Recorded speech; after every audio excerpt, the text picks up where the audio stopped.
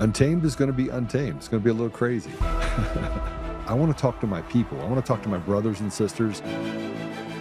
We can have grace and humility in how we interact with other people. Oh, hot dog, look at you. And nobody talked about what's really happening. And let's have conversations about what truth is.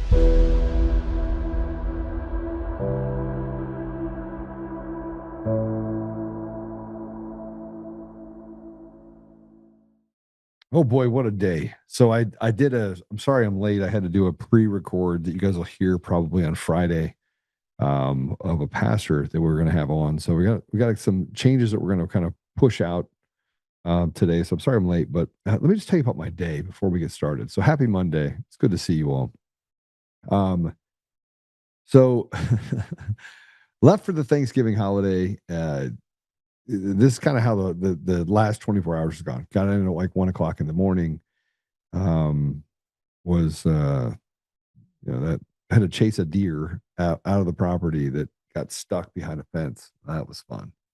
And then 5 o'clock in the morning, I wake up. You guys will absolutely know what I'm talking about here. You wake up in the morning, dog's got to go out, open the door, dog's out. By the time you figure out when you open the door that there's a skunk right there, the dogs have already beelined towards it. It's sitting on the wall, tails up, looks like a small dog. And I look up just in time and I scream, "No!" Too late. It had sprayed my dog in its mouth. And my other dog came up and decided that was a good idea. So it got sprayed. So I have two dogs, got sprayed by a skunk. The little one did not get sprayed, but sure wanted to be in the middle of it. I scream no again. They come back down close to me. They thought that they had won the lottery.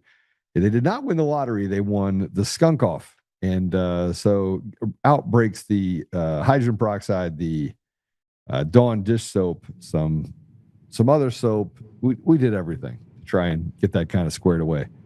No fun, no bueno. So then I wake up, I'm putting stuff out of the car. I walk in the garage, boom, I fall.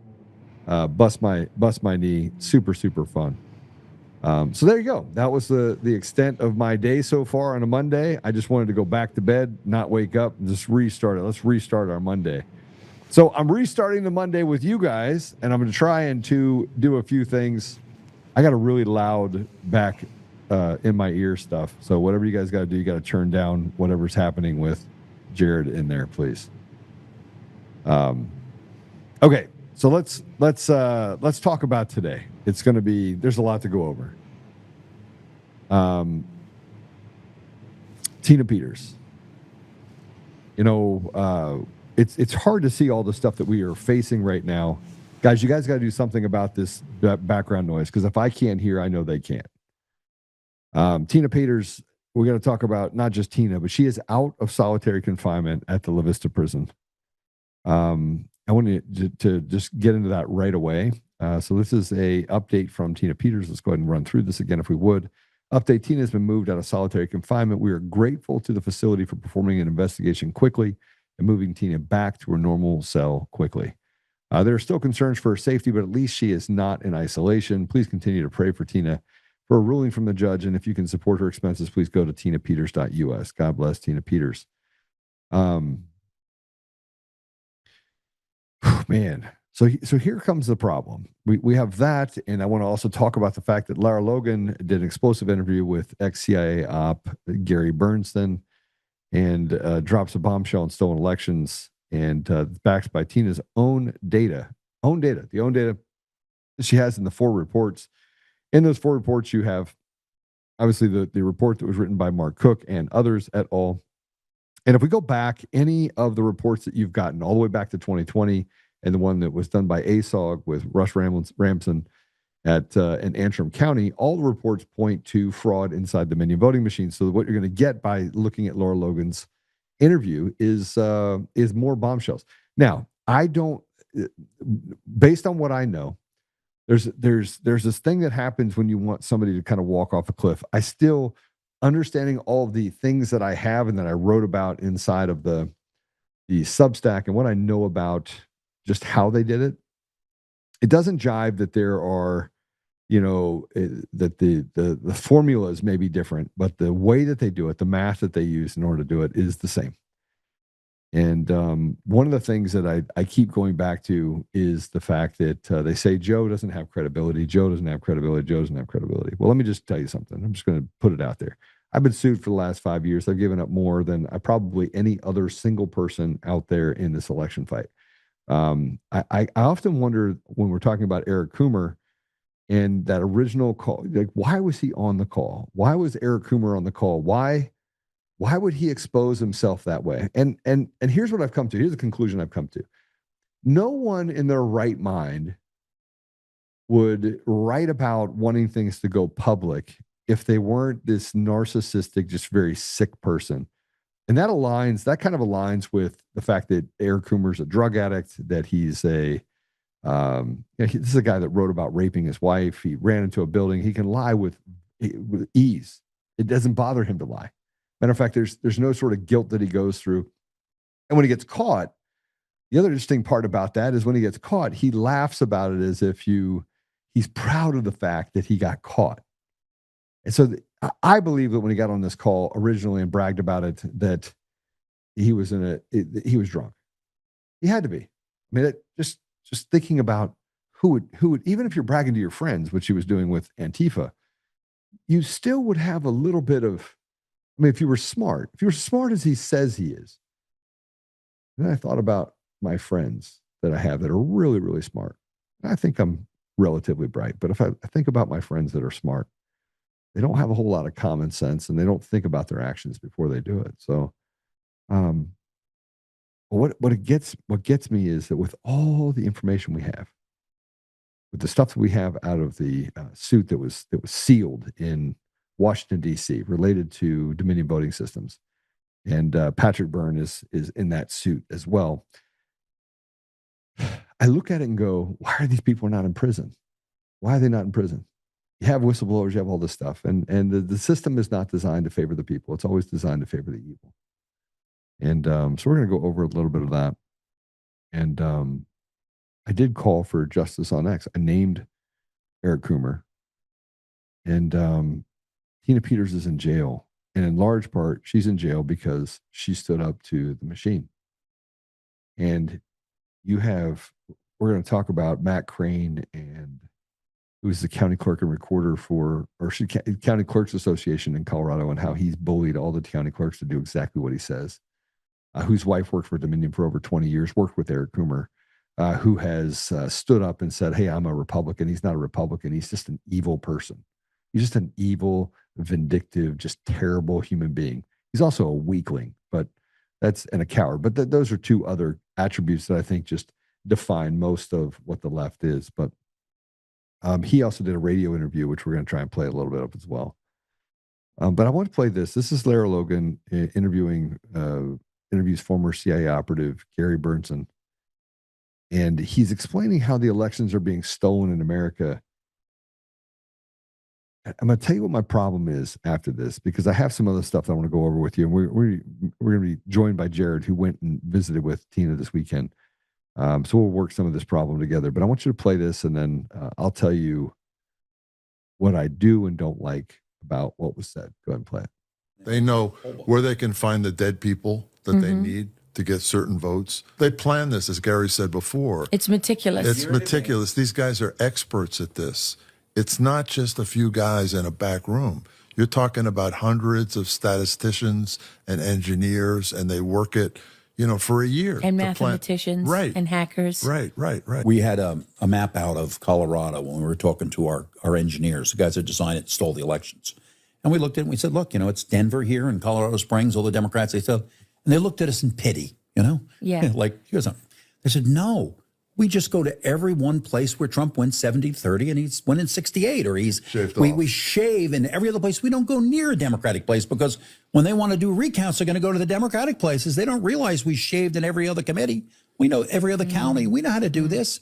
And then in each of those things where they shave with a different technique in each one of those. So if you found something in one county, there's no continuity around the state that way. So this is why the Republicans are so much at fault, because they have the power and the ability to show in their areas they can allow access to the machines, they can allow access to the source code, they can allow the. But they thought we just won by 35%. Okay, we didn't win by 38. Yeah. We won by 35. So no one's going to call to. They should have, right? Because everyone says, well, we expected the Republicans to win by a majority.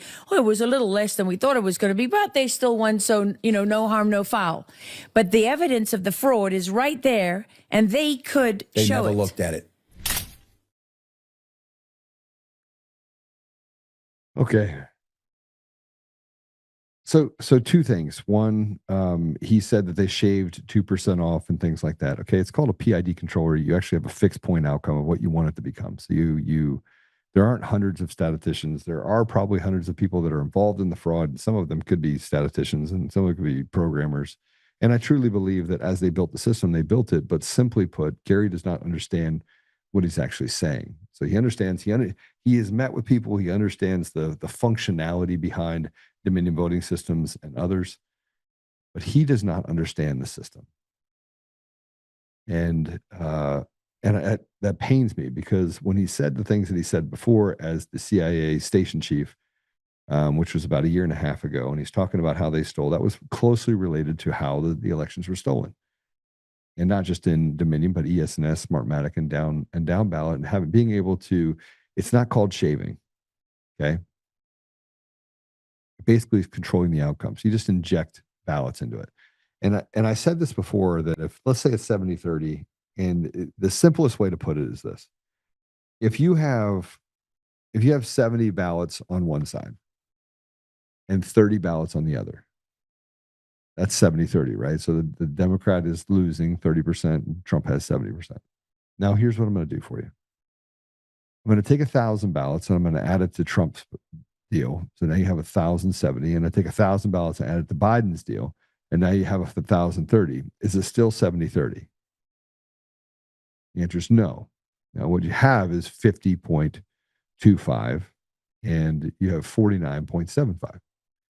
So I was able to fundamentally change the outcome by injecting ballots. Now you can look at those being fake ballots. You can do what's called, phantom ballots. You can create a ballot out of thin air.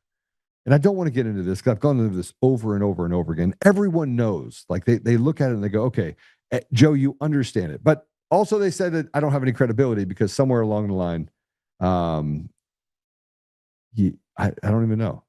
How I don't even believe we'd be this far with Dominion had it not been for me. But I digress. Well, let's go ahead and bring Jared in, and we'll talk a little bit more about this. There's so much that I want to say about elections, and I know that I could lose most of you by doing it, but hit the share button where you are, and I want to walk through some more of this stuff with Jared. So Jared, welcome to the show. It's always nice to be on with you. It's pretty rare. We're usually pretty busy, but it is definitely great to be here. So let's start with this. I do want to talk to you about the systems, and but I want to talk about Tina Peters. You went and saw her this weekend. I did. I actually got an opportunity to go see her Friday evening, and then I got 3 opportunities to see her on Saturday. So it was a nice time, but it was heart-wrenching in the sense that she's definitely under the weather. Really pretty bad, persistent cough. This was the first time my wife got to go with me. So my wife hasn't seen Tina in over a year. My wife was in tears Friday night because of the frailty that is, frailty of Tina, just, skinny. Her arms are frail. She's lost a lot of muscle mass. A lot of it has to do with like the nutrition she's getting in there. And then to add to that, the persistent cough, dry, non-progressive cough that she's having. It was hard. It was hard. This was probably the hardest trip I've had to visit her. And I've probably seen her over 20 times since she's been in prison. And this was definitely the hardest time I think I had to deal with seeing Tina, or got to deal with, and it's wonderful to see her. She still has her feisty spirit. She was able to get out of the isolation while we were there, which was nice, and that perked her up a little bit. But she's definitely needs our prayers. I got a phone call and I sent to you right away, and they said, "Hey Joe, someone's coming in to get her out, and it was a weird call that I got late at night, and they're like, Joe, it's happening. And so I freaked out, called you, and said, hey, do you know what's going on? Because I knew you were there. And it turned out to be somewhat of a false alarm. I think they were wondering if I was going to just put it out there that, oh, they're going, the cavalry's coming. I've learned a long time ago never to let loose lips sink ships. Yep. And have those conversations, but it's disturbing, right? Would you call it disturbing? Good way to put it. Yeah, I made phone calls. I had people surrounding the prison in about 15 minutes to make sure that if there was anything happening, didn't turn out this time to be accurate. But that's not to say something isn't happening. I'm getting the same types of vibes, Joe, that you are from our insider sources. And a lot of these people are just people that are kind of working the problem. And like you, Joe, I don't think there's a soul that has been not working the problem as much as you. But, there's a lot of people that are fighting right now for her, and people sometimes jump the gun. Yeah, I think that jumping the gun's a good way to put it. Look, you're a systems guy, right? Yep. And I'm more of an architect. You're a systems guy. But you just heard the thing with Gary Berntsen. And the dangers that I feel is that he explains it in such a way that it's like soup salad. It's easy to throw out. I think this is the problem with this whole thing. It's been so frustrating for me because, I've known you for a while. I've appreciated being able to have conversations with you about the technical details of what's going on. I think we understand this. We're friends with Mark Cook. We talk with Mark Cook about this. It's to some degree complicated enough to where when you try to explain it to the layman, it's right over their head. So I think that there is to some degree we need to dumb this thing down. I think that's just great stuff that like David did with selection code. Kind of dumbed it down to the simplistic nature of things. But I think that's lessons we need to learn is we need to simplify the messaging and almost have two tracks, right? The complex track for the technical people and then a simplified version of it. So if they want to go research and study, the materials are there for them to. And now they have a lot of this. But that's something I'd like to see done is a simpler way to kind of explain how the cheat works. And I think this is one of the reasons why it's been so delayed is because the cheat is so complicated. But it's not. It is complicated. I agree with you. It's complicated. I said it complicated to the layman. And when I say layman, I mean just somebody who's not a tech geek. Yeah. So I had lunch with a guy that is super left, right? And he sent me a text telling me that he could basically kick my ass. I met with him and I thought it was funny because it turns out he couldn't have probably have hurt me at all. I mean, I guess he could Charlie Kirk me even a weakling could do that, I guess. But so we sat down, and I showed him some things. Jared, at the very end, he had this worried look on his face, like, okay, you guys have all figured it out. And that's when I knew that even the guys that are saying that there's no proof, they already know that there's proof. But it's fitting their need right now. Right? It's fitting them. So, we're inundated with things that I think are problematic, like PCAPs. You believe that PCAPs, this big Martian, like shot down and changed shit and used? I am not a big believer in this whole PCAP. You mean it's bullshit? Disaster says the reality is just to have the amount of PCAPs, you have to have actually captured that much data anyway. You know how much data flows through the internet? It would take a data center full of hard drives just to capture that. That's why the NSA and the people that are capturing PCAPs have data centers the size of 9 football fields with hard drive after hard drive after hard drive. Packet captures. That's what PCAP stand for those people that don't know. It's packet captures. You're literally capturing the traffic that goes from A to B, encrypted or not, whatever it is, you're capturing it. And but it's encrypted. It's encrypted. It's compressed, depending upon how. But the reality of it is it is an absolute shit ton of data. That we're talking petabytes, if not exabytes of data that go through the internet daily. So there's a little bit of truth in everything someone says. They try to use intelligent terms inside of tech that make themselves look as if what they're saying is credible. And I think that's our biggest problem, is that we've allowed for these narratives to get creeped into what's the reality. You got these 4 reports that we know are good out of Mesa County. We have the report that came out of New Mexico with David and Aaron Clements. They did a canvas, nothing matched.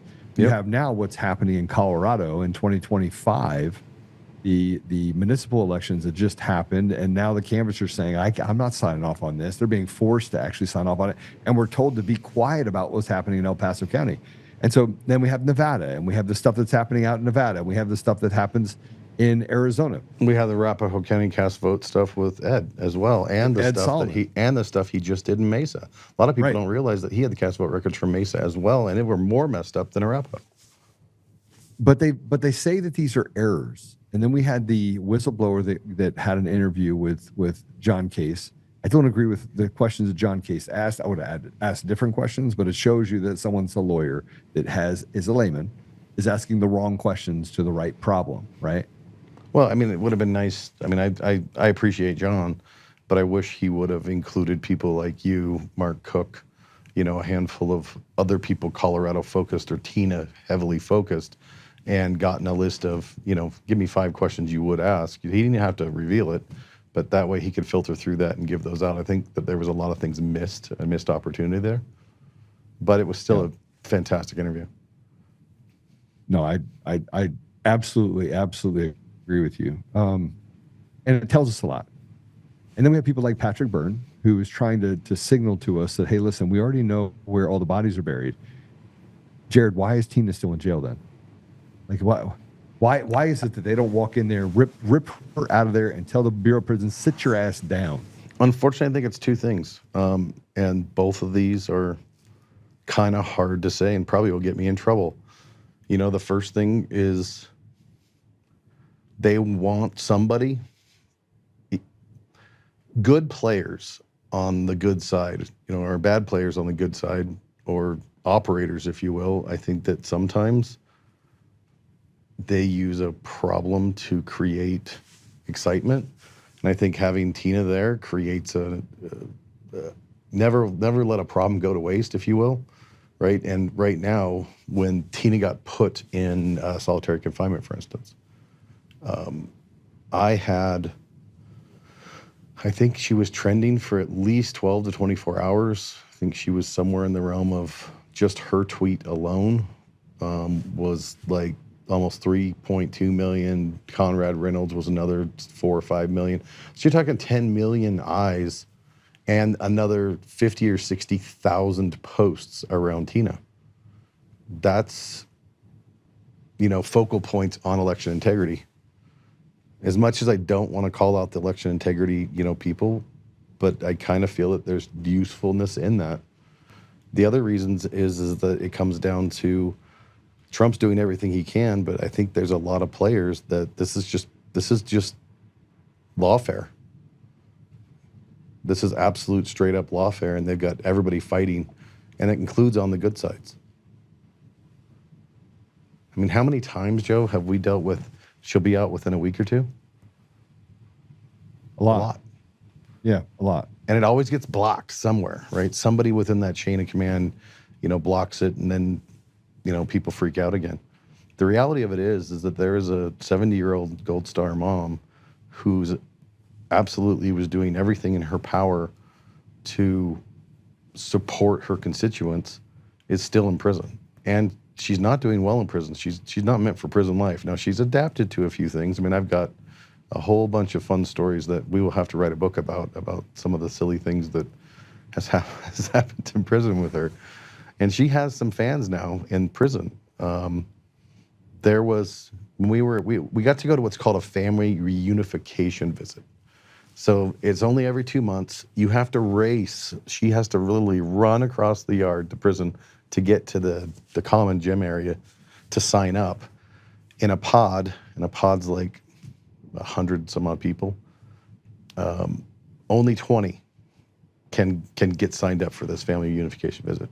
So I've been to it, I think this was my 3rd or 4th time. And it's kind of cool because you get to go in the prison. I mean, it's prison, right? You got to go in the prison. By the way, Tina hates being called that she's in jail. Super trigger word. She's like, I'm not in jail. Prison is different than jail. So she's in full-blown prison, a medium security prison. But you get to go in, you get to go to the gym, you get to sit down, you get to walk around, you can hold hands, you can walk circles, you can do all kinds of stuff. A normal visit, you're at a table, she can't get up. Once she gets to get up to go to the bathroom. So for 2.5, 3 hours, she has to sit there. You can get up. You can go buy her food, which is all junk food, candy and pop and stuff in a vending machine. But it's things she hasn't had in a long time. But she gets to order us pizza in the family reunification visit. So it was really neat to be able to have pizza with her, have silly bread. It's Little Caesars pizza, by the way. And I wonder how much that contract was. But you get to sit down and have that experience with her. But 2 people came up to her, like kind of the beginning and the end, that were that their daughter, wife, sister was in prison, and asked for Tina's autograph. So people in there know, and she has some very big supporters in there that have been very, very polite to her, but she has some people that absolutely hate her, which is how she wound up in isolation. So I don't know if you've covered that full story. I think you read through it, but it was a GED teacher. Not that Tina is taking a GED class. She's not. She has her degree. But it was a GED teacher that was talking a whole bunch of smack about Tina, saying that, she's not going to get out of prison and she's going to die in prison. They actually didn't elaborate enough on how much smack this guy was talking. And Tina politely went up to him and asked him, would you mind not doing this? And then he proceeded to double down and kind of talk smack to her. And a prisoner had recommended that, you should file a grievance, that this won't stop unless you file a grievance. So she filed that grievance, and when she filed they threw her in the hole. They filed that grievance, they threw in the hole for her protection, which I kind of can understand to some degree, but it wound up being a huge punishment for her. She couldn't talk to anybody. Her tablet didn't work, her TV doesn't work, so she's basically, at that point, 22 hours a day, kind of in lockdown, if you will. Now, but that's not where it started, though. What they wanted to humiliate her for filing a grievance, and they took her in and they strip searched her as well. So they didn't just do that. Yeah, they strip searched her. They sent her to mental health. They had the mental health manager come in. They parked her in the common visitor area, left her there for 4 hours, not explaining at all what was happening. What was happening is that the warden was having to come out of his hidey hole and come down to meet with her. And then they yeeted her into the hole, or it goes by different names: the shoe, the hole, isolation. But only one prisoner can be out at a time. So even during that 2 hours when she could come out, and then to go outside, she only gets like a 10 by 10 fenced in area for her to be able to do anything. So it is nice that she's out. I'm glad that they did an investigation. I can't 100% confirm it, but I am pretty sure that GED teacher and actually the teacher that she likes were both put on administrative leave. So we haven't gotten an official statement. We're trying to get an official statement from the prison on that. But I think they're so paranoid right now that, that prison's just kind of got some issues. There's a report that just came out. I probably should send it to the guys. But the report that just came out is young people held at Pueblo Detention Facility aren't getting enough food. So this was on the 18th. And that is a youth prison, male and female, that is actually attached. And it was really interesting. So I had read this article, and it's talking about how food is being, that there's just not enough food. They're having food problems. Even though they have budget for it, there's still food shortages. And this youth facility, it's male and female, like under 17, 15, whatever, young kids. It's attached to the shoe area, same building. So there's, 50, 80 kids connected to where Tina was staying when she was in isolation. And this is the place that is having lack of food. So park that in your head. And then Tina's proceeding to tell us that, yeah, our portions of our food have been going down in size, and, all these things about, the food quality going down and all this, that, and the other. And then I connected the dots. I'm like, well, wait a second. There was a facility, Tina, in Pueblo with these young kids that said there was lack of food. And she says, that facility is connected right to where I am in the isolation. So it's the same prison, is the point I'm getting at. So the prison that Tina is in has got budget issues around food. So she's not getting the best food. Luckily, she has a lot of people that have supported her, and she's able to order a lot off of canteen or commissary. So she has canteen commissary food, but they only get one delivery a month. And then the last month, they were inventorying items, and so they didn't get any for the last month. You know, little things like, let's say you spend $100 on commissary. If you spend $100 on commissary and you ordered, 20 peanut packages or whatever, and there's like, your peanuts don't show up, what would you think, how that would be remedied? You go to the person who handed it to you and you'd say, hey, don't charge me for this, and credit my account back, whatever. That's not the process. If your order is screwed up, and by the way, everybody's orders are always screwed up, according to Tina. Yeah. If they're screwed up, you have one of two choices. You give the entire order back and you wait till next month to order your canteen. And then it takes between 30 and 60 days to credit your account with the balance. Right. Or you take it and just deal with it. Well, that's it. But if you argue it, it becomes a problem. I have some breaking news for everyone. Breaking news. Breaking news just sent to me by probably 100 times. My phone is literally blowing up right now. Is that why mine's vibrating too? You ready for this? I am ready. Bring it up, guys. Bring it up. Federal judge dismisses indictments against Letitia James and James Comey, saying that Lindsay Halligan appointment was unlawful. So let me just tell you what this. A federal judge dismissed the indictments against former FBI Director James Comey and New York Attorney General Letitia James on Monday. The judge found that President Donald Trump's appointment of interim U.S. Attorney Lindsay Halligan in Alexandria, Virginia was invalid. Trump handpicked Halligan for the role amid increased pressure to bring criminal cases against political enemies, including Comey and James. The Attorney General's attempt to install Ms. Halligan as interim U.S. Attorney for the Eastern District of Virginia was invalid. Judge Cameron McGowan Curry wrote in her Monday order, according to Curry, all actions flowing from Ms. Halligan's defective appointment, including the indictments against Comey and James, were unlawful exercise of executive power and are hereby set aside.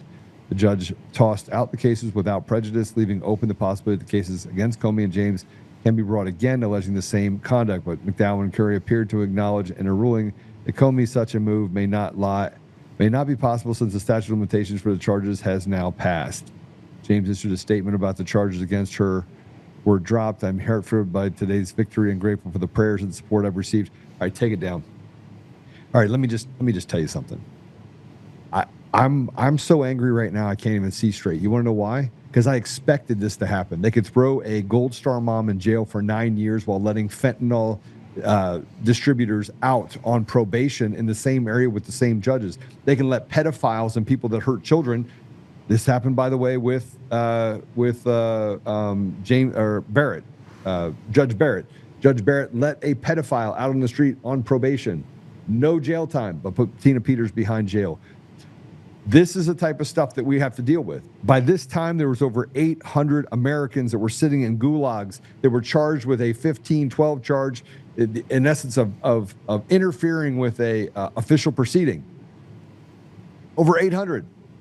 Without bail, forced into a position where they had to take plea agreements, disrupting their lives, destroying their lives. Men and women committed suicide. We had a man that was literally raped in a prison by a foreigner who was a guard. And Letitia James and James Comey is all we have to show for it. That's it. That's what we have to show for it. We have two people to show for it, and a judge that just walks around and says, you know what? I'm going to do the biddings of this evil group of people, this seditious coup that is happening in our country, and I'm going to dismiss these cases because he found that the cases were, or the appointment was invalid. I want you to think about that. Now we have to say to ourselves, did he do it on purpose? Did we actually try these people? This was just kabuki theater?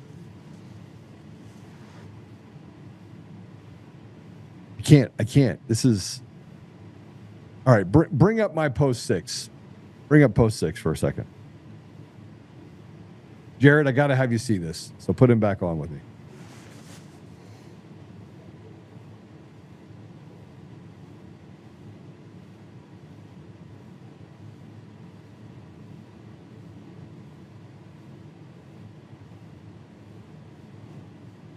I said, good evening. This is what I put out yesterday. He said, Joe, you're calling for violence. No, I'm telling you that the violence, that you can't tell me it's not the answer. Let me tell you what I wrote. And you just tell me. By the way, they throttled it everywhere. Good morning. I was pondering these realities. Am I wrong? Do not tell me violence is not the answer. I've seen what the process has let happen. They murdered Charlie. They have jailed Tina Peters, jailed J6ers, injected poison into the veins of our brothers, sisters, mothers, and fathers, murdering them. They have canceled us, bullied, sued, and stolen from us. They have put thugs on the street, opened the border to drugs and trafficking. They have allowed our children to be groomed and captured our most sacred institutions while telling us they are not doing anything wrong. They stole our voice, used the media to drown out the truth, and destroyed the lives of countless Americans. Do not tell me we should remain peaceful. Do not tell me they should trust the political leaders, police, and rotted judiciary. I'm not calling for violence, yet I recognize that violence is the only thing that will destroy this evil and level set where we are. I want consequences and I want accountability. You tell me that is what we are getting now? Show me how our children are safer when career criminals arrested dozens of times are stabbing, lighting on fire, and brutalizing our people. No, they do it on purpose because chaos favors the evil, which has consumed our communities. Sometimes you get to the place where you ask God what the answer is, and the only response in your mind you get back is to destroy evil. I hear that God will deliver, but as I read the Bible, it is clear. He used the people to destroy evil. Daniel, Job, David, Moses. So I will say it again. What are we allowing them to take from us? Why are we allowing them to take from us what was never theirs to take? Jared? Joe, I read that post yesterday and got goosebumps. I'm pretty sure I retweeted it as well. We need people like you. I have seen you frustrated at times to the point of, why do I do this podcast? And I can't tell you. I think you've heard me tell you, I'm like, you can't quit, Joe. We need you. And I think, and I hope you know how much I appreciate your voice. But I have no credibility, Jared. I have no credibility. I don't know anything about anything. I built my companies by accident, I guess. I'm just a village idiot that has no credibility. None. Zero. I can be sanctioned. They can take $140,000 from me. They can write 7,000 articles about me. They can sit and say whatever they want, whenever they want. They literally can act with impunity, and I have to sit down and take it. And it's not the left that does it. It's both sides. That's been one of the most frustrating things, I think, for me is the infighting and the both sides. Is it really infighting? I don't know if it's infighting. I think it's just all good versus evil. I find it disgusting that we're even having this conversation. And now Letitia James gets to walk free as if nothing happened. There's no accountability for the bad people. Just sits in jail. She sits in jail, Jared. A Gold Star mom who lost her son, who served this country honorably. And it reminds me of the book that I just read by Fred Galvin, who was with the MARSOC group that had the MARSOC 7, or bad men which went out and tried to brutalize these guys that did nothing wrong. The enemy from within.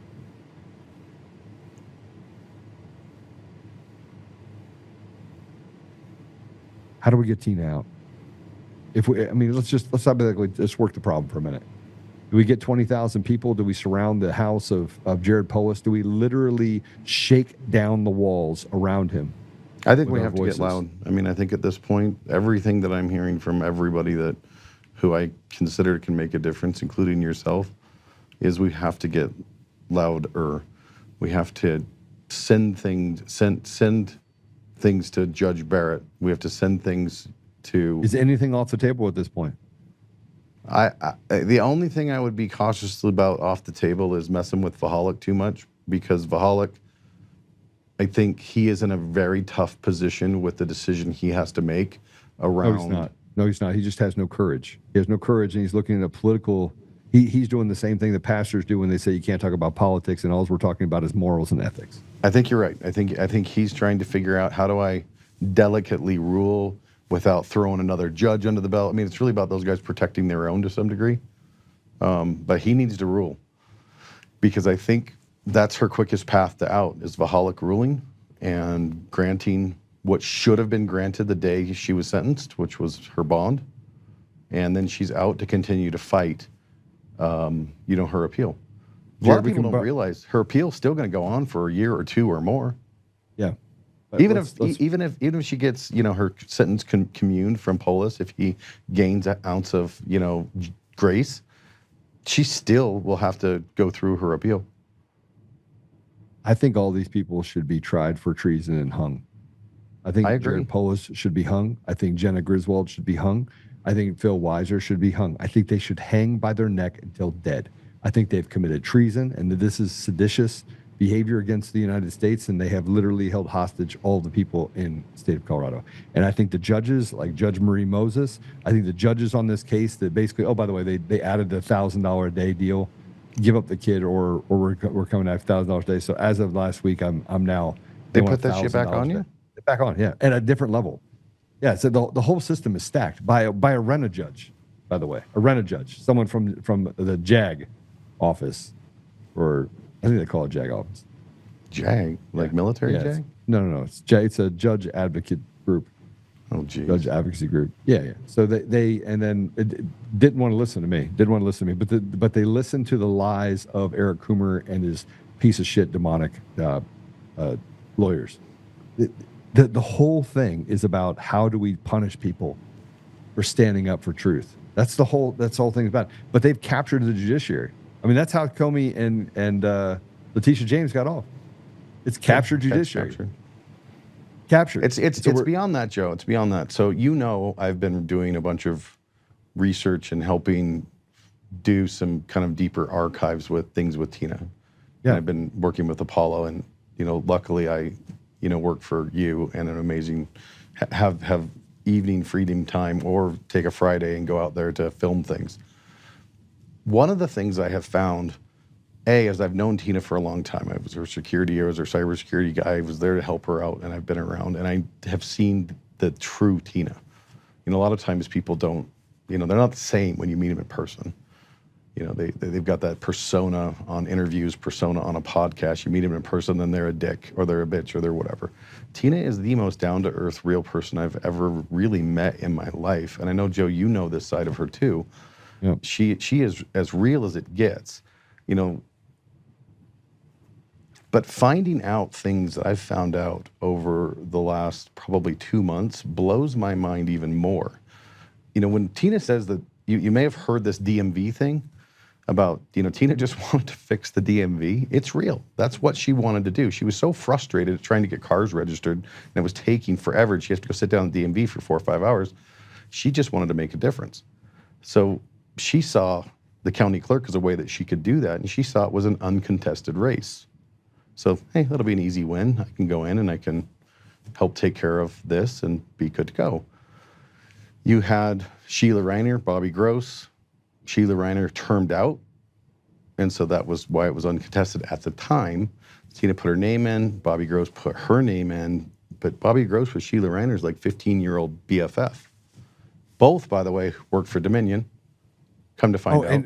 And by the way, Matt Crane said his wife okay for people to have other jobs. He did. His wife worked for Dominion. How do you expect them to make money on the side? Is what I think he said exactly. How do you expect them to make money on How's that not a conflict of interest that they worked for that? But how about the fact that nobody's investigating it? Not even the DOJ. So, from my understanding, we're getting the info to the DOJ. So it's been getting to the right people, because this is all coming out via Coras. It's I already did this. It's I already gave it to the DOJ. I gave it to the DOJ. Hopefully they're 300 gigabytes of information. I went through every bit of it. I cataloged it, literally send it over. I'm like, listen, here's 5 crimes that were committed by this investigator. This is collusion between the AG's office and the DA's office. This is them not actually doing an adequate investigation.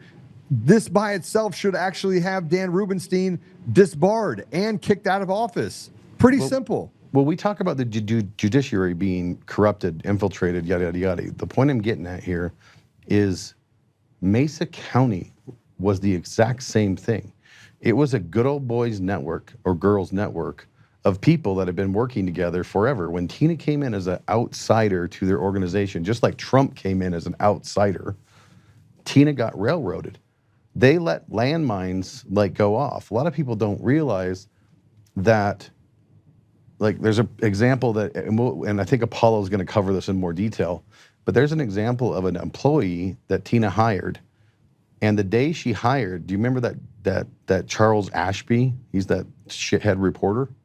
Yeah. That was writing all those horrible articles about Tina. He took her out to lunch. He's also the same reporter during the trial that chased after the, and I was there, he chased after the jurors and went down the jury hallway and got like reprimanded, but nothing actually happened. But this reporter was calling Tina's employees the day they were starting. And then there's email correspondence where he's sending them negative articles and letting them know, hey, just to get you kind of level set, this is what you're dealing with here. They knew landmines that Tina would step on, and they would let her step on them, and they would be sending emails to Charles Ashby, so he was ready to report on her. She walked into the hornet's nest of all hornet's nests. This was before the backup image. Tina was dealing with nonstop nightmare in her role and her position from day one. It was an absolute nightmare. Nobody was opening up to teach her, to help her. They were strategically quitting on her so she didn't have employees. They were doing everything in their power to get her thrown out of office, including recall her. The person that recalled her, by the way, was like, oh my goodness, you're being recalled. Well, come to find out, that's the person who filed the domain. By the way, the internet doesn't forget, Joe, as you know. And so we have the Wayback Machine where we can see purchase the domain history of the chick that was saying this. Liars. It's unbelievable what these people were doing. Jared, she had it rough from the get-go, and she stayed strong, and she really was about her constituents. She wasn't about the system. I want to. Do you remember the diagram that I built? Mm-hmm. You remember what I said in that diagram? I don't know if they can find it or not. Let's see if they can find it real quick. I know I stored it in like 20 places on that machine. All right, so it's the voting diagram. If you guys can find it, but before you do that, let's put up this article that I just put in there. Jared, do you remember? I mean, I wish Apollo were on here because he'd be able to. He was actually there with me in January of 2021. Excuse me. But we built this model in late November of 2020, and said, okay, if they're going to say that I'm lying, then let's get to the bottom of it. Or I'm sorry, early December. I think it's December 12th is when I actually dove into it and said, okay, this little prick saying that I made this up and it's not his post, and he just lied, right? He just lied, created a lie, and the media basically spread it out everywhere. Okay, if he's going to do that to me, then I'm going to find out if the machines can be stolen. Right? Yeah. It was the first time ever. I want to say, I'm going to say this right now, and I'm going to tell you right now, go back and check every Wayback Machine. Go check anything you want. No one was talking about the structure of Dominion voting systems in December of 2020. No, nobody was. I mean, you were the only one that, even the reports didn't go into the level of how kind of components talk to each other. People don't realize that the voting, Dominion and all these machines, it's not just a box, right? It's, I was the first. It's a back end infrastructure. There's a place where it's multiple layers, and then those tabulate and roll up to a central repository. There's a lot to these voting machines. That's the other thing, is all these people, like that bullshit call this morning with Matt Crane. He's like, well, there's a paper ballot there's a paper and there's a digital. You could just compare the two, and if the two are compared, it's fine. It's like, he's lying. Yeah, but if I vote on the machine, it spits out something paper when they tell it to, and that could be fraudulent there. Or there can be other ballots that are injected into it. There's so many other ways that things can be manipulated that he just skirts right on over. He's a liar. Put this article up. Put it up. Put the article up. Okay. This is just so you know what you're looking at. This is the article directly related to in New Mexico. Valencia County finds voting machine error with non-existent ballots. Did you guys find the deal with the diagram or no?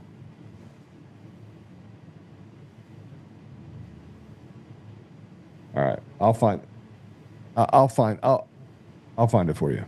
But in the meantime, let me just tell you what this is. Okay, this says is exactly what you were describing and have been describing since the get-go. Exactly.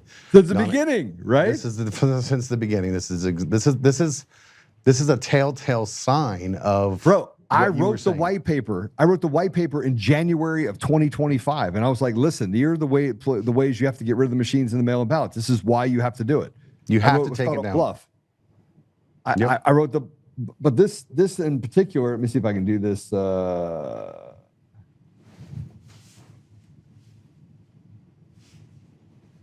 shoot! Hold on a second. Let me redo this real quick. But if you read this, let's see.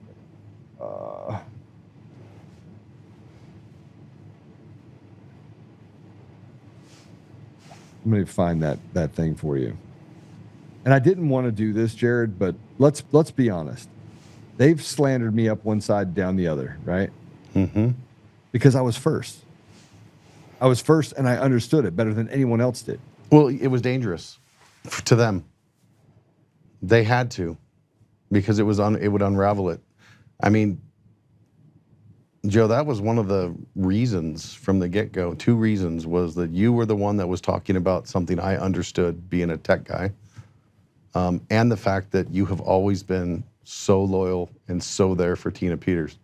That was like my first introduction to you, where I was like, this man is somebody I want to be around, I want to work with. It was for those 2 things. You talked my language around being able to explain how the cheat could occur, and how much you respected and how much you were always there for Tina.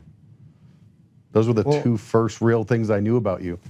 Well, remember, the thing about Tina is I told her not to get on that stage at the symposium. I know.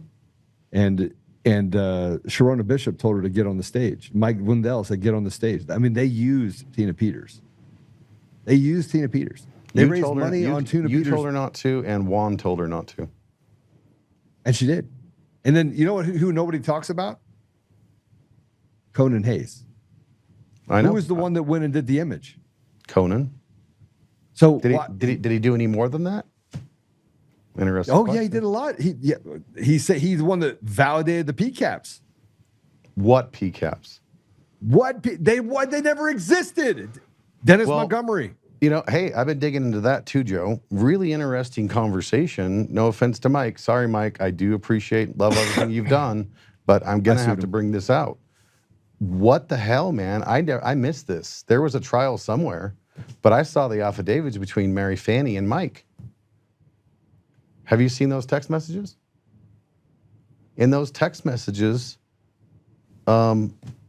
Mary's telling Mike, hey, I'm going to try to find Dennis Montgomery. And Mike's like, you don't understand what position you're putting me. I have nothing. I need that data. I paid Mike, and Gray, whatever it was, his trust for Dennis's house that Mike bought him. It's all public. Anybody can go find it. But they're telling him, Mike knew that there was no PCAPs. He knew. And he lied. I mean, I'd love to hear his version of it, but at least in that filing, and it is a legal document, so they manipulate things, so I'll give him the benefit of the doubt.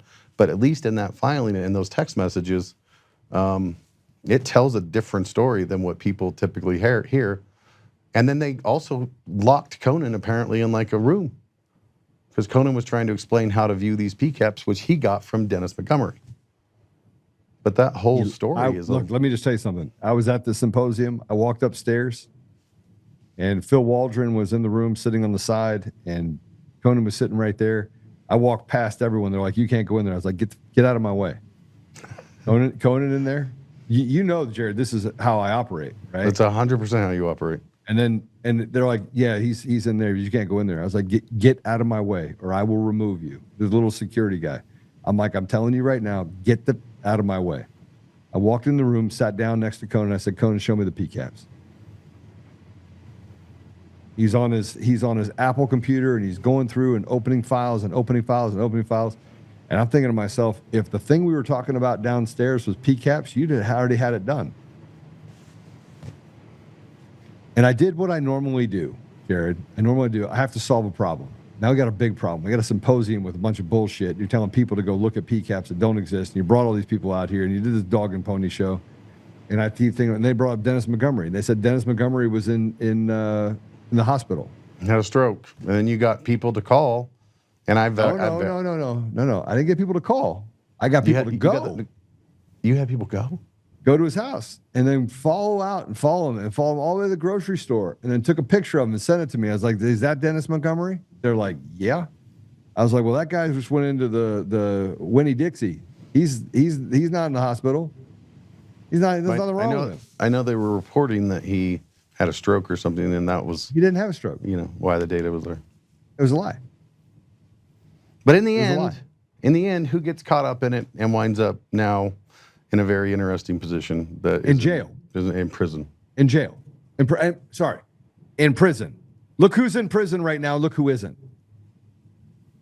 The guy whose dad was CIA, who is CIA, who was an informant for CIA, Conan Hayes, he's out running around. And by the way, nobody wants to hold anybody accountable. Nobody wants to say Sharona Bishop is a grifting op. No, it's just America's mom. That was the person that came to Tina and said, I got this plan. And the $20,000 check to pay for Conan Hayes to come in. That was actually written by Mike Lindell.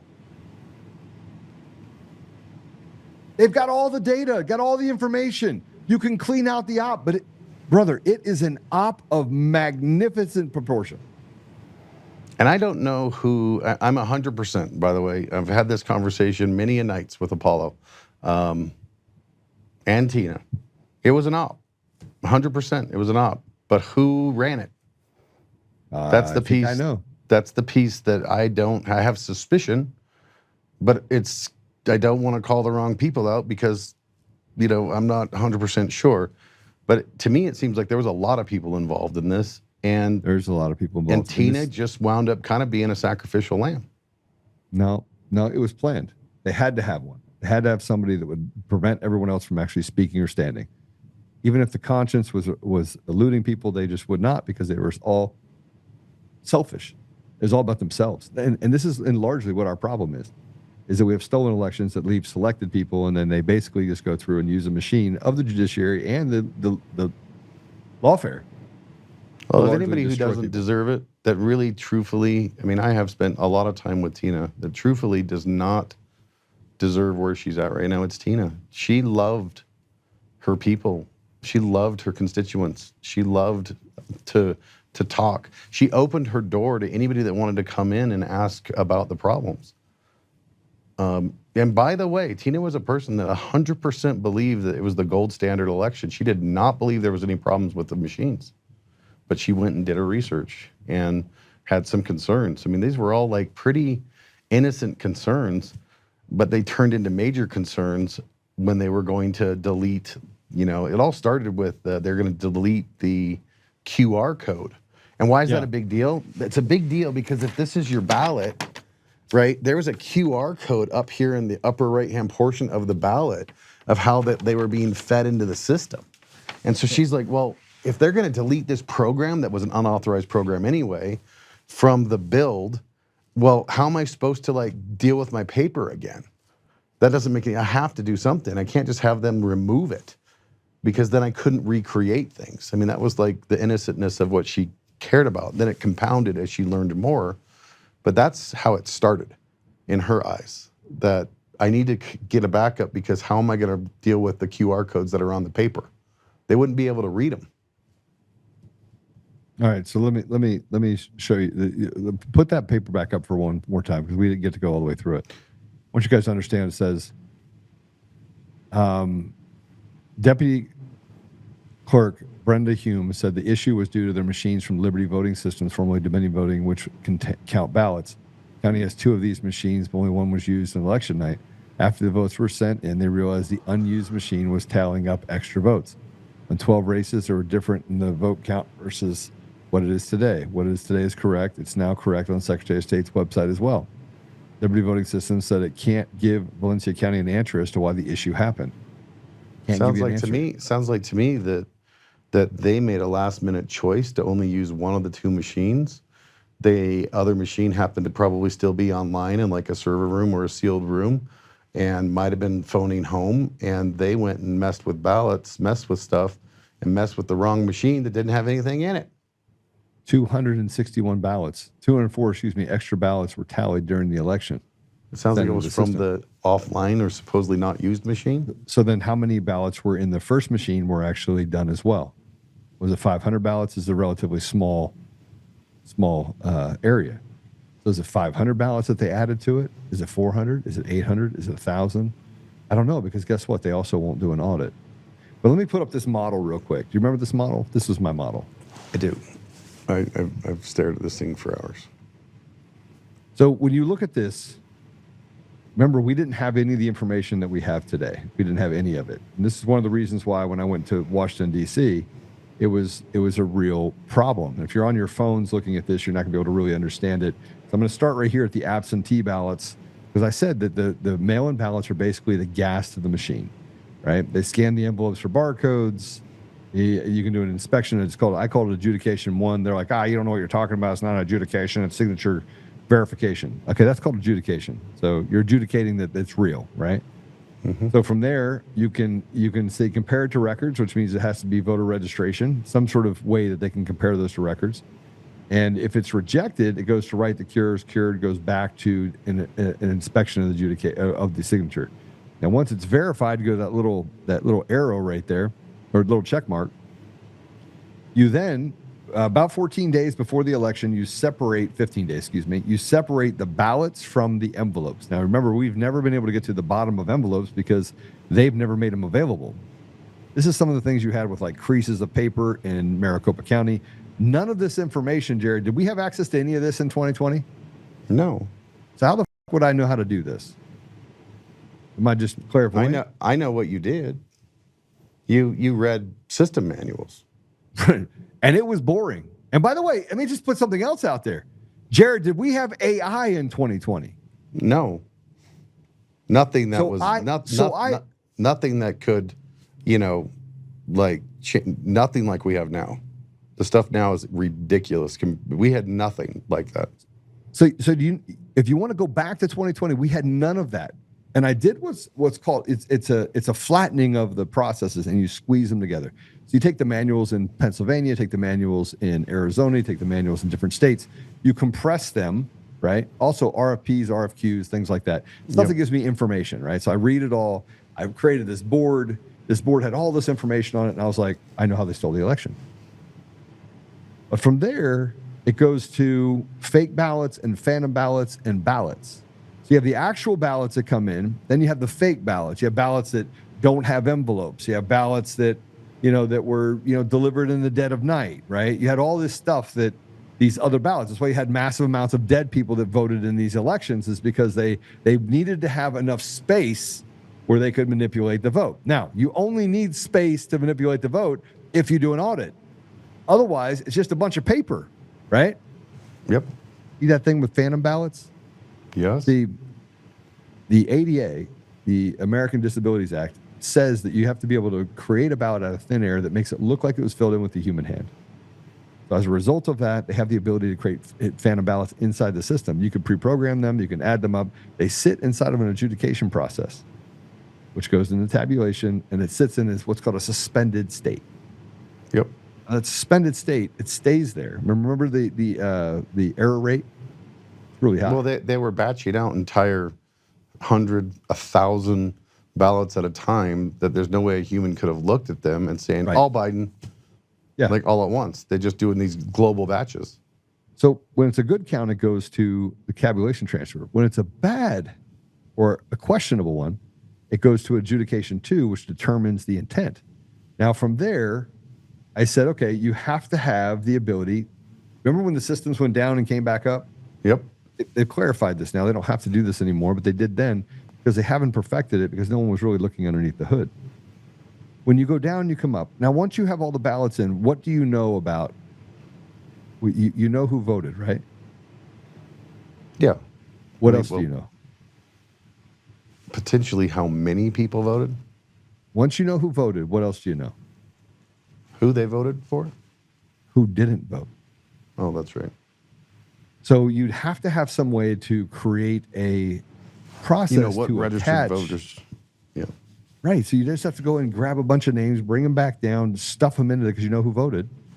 And now those phantom ballots, those fake ballots get attached to a name. They're like, oh, this is the name. And they basically backfill that data in to make sure that no matter what, you're covered. Right? Yeah. And then you have the 6 points of which to do it. You have the internet connection, which they said didn't exist. In December of 2020, did they say that there was an internet connection? They said absolutely not. They denied. What did I say here? Denied. What did I say here? You said they're absolute. Look at the top. But nobody Number read the one. manuals. I was the first one to Or read number the manuals. 6. Yeah, there was absolutely. And there was video, of them acknowledging that there was, and there's video of them acknowledging that there wasn't. Yeah, but we they took had most them of those lying back down. then. Yeah, they took most of those videos down. So They as were you lying. start looking at this, Jared, from a credibility standpoint, and you're welcome to tell me I don't know all about anything, right? I don't care. You and I have some very, very, honest conversations about a lot of things. Well, I would never tell you that, especially with this, because this was one of the very first things that impressed me, that somebody could lay it out real quick to where I didn't have to go do the work, right? Once I saw this, I did go do the work. I went and got all the Dominion manuals, which, by the way, our Secretary of State also leaked. But back in that same time frame, all the Dominion deployment manuals, all their original contracts with no redacted names, remember that, Joe? They were all on Secretary of State's website.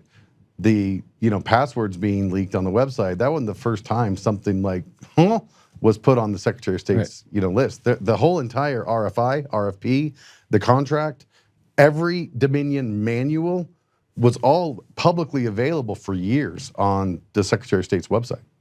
And that's where a lot of us got them. So let me ask you a question. This is a big question.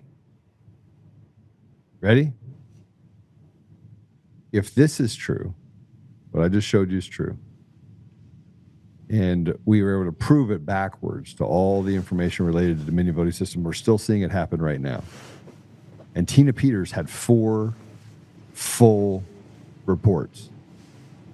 And you had the Antrim County report, and you had the report out of Nevada, and it's still happening inside the machine today. And now you have John Case that is talking about this. And remember that Ed Solomon, I asked him I said, forget about the presidential election. I need you to go to Arapahoe County. I need you to examine these cast vote records. I need you to do this for me in Arapahoe County only. And he came back and he said, it's all bullshit, Joe. I didn't find anything bad, right? And I was like, okay, well, what process did you follow? And then he called me back a day later and he goes, scratch what I said. I totally screwed up. And he found it. But because I was like, man, it would have to be a county by county. Let's look at the counties that are probably the most dirty. Right? Yep. Tina's sitting in jail because of the reports. Well, he just recently did Tina's, and he said that was worse than Adams or Arapahoe. Mesa County he did. Yeah, he did. Yeah. Yeah. And we still sit here and we got all this information and we got the piece of shit over at the DOJ, Todd Blanchard and everyone else that's too busy investigating Ed Martin that he can't actually get to the job of saving the elections and saving our country. So where are we? I think, I hate to like talk in Q terms or anything, but I think the military and the military justice system might very well likely be the only way. 50,000 people need to be tried and hung immediately. Just tried, hung, boom. I love David's video, I don't know, 2 or 3 or 4 ago. And by the way, if you guys have not seen what David Clements has been putting out, like on, I think it's Sunday morning. It's kind of a nice Sunday thing. He's been doing an amazing job, and he put out a remarkable video around what we're talking about right now, around how the military could potentially get involved. And at this point, Joe, I'm ready just to call on Trump to do that. Do that. I think the issue is that I have is that Tina is 70 years old. They're taking what is not theirs to take, and I said it before: is violence the only answer? And I think that we're at the place right now where the only a lack of action is actually condoning violence, because that's what they're doing to us. They killed Charlie Kirk. Joe, I They know came you. after Trump's I know you, and I know your heart, and I know that you've made efforts to try to get down there, and there's been some goofy problems with whatever your visit is. But when you get there, and I hope you don't, because I hope she's out before then. But if you get there to see her, you're gonna bawl your eyes out. It's hard. She's aged. Her skin doesn't look well. Her arms are just skin and bones. Like, this has taken an enormous toll on her. Physically, mentally. Mentally, she told me the same story across 2 days, 4 or 5 times. Like, this has taken an enormous toll on her. But she still will smile. She still will laugh while she's coughing. But what they have taken from her by doing this to her is horrific. But she stays positive, and she talks always about how much she loves the people. She talks about how she still wants to run for office again, how she still wants to help the prisoners. She filed a grievance, and she included in her grievance things that will probably get her hurt. Why? Because she wants change for her sisters in there. I never met a woman with such a big heart. And it's hard to see what these evil people have done to her.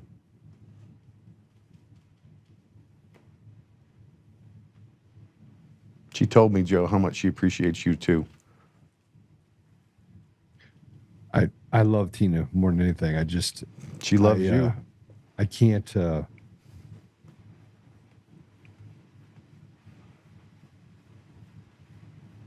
I know what I will do when I see her in that position, and I'm afraid of myself.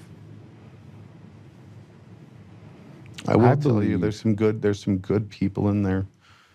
I'll tell you guys a story. I've got to be very careful how I tell this story, because I do not want them to figure out who this person is. It was one of my visits. We'll just leave it at that. So I'm not even going to give them the detail to be able to hone it down.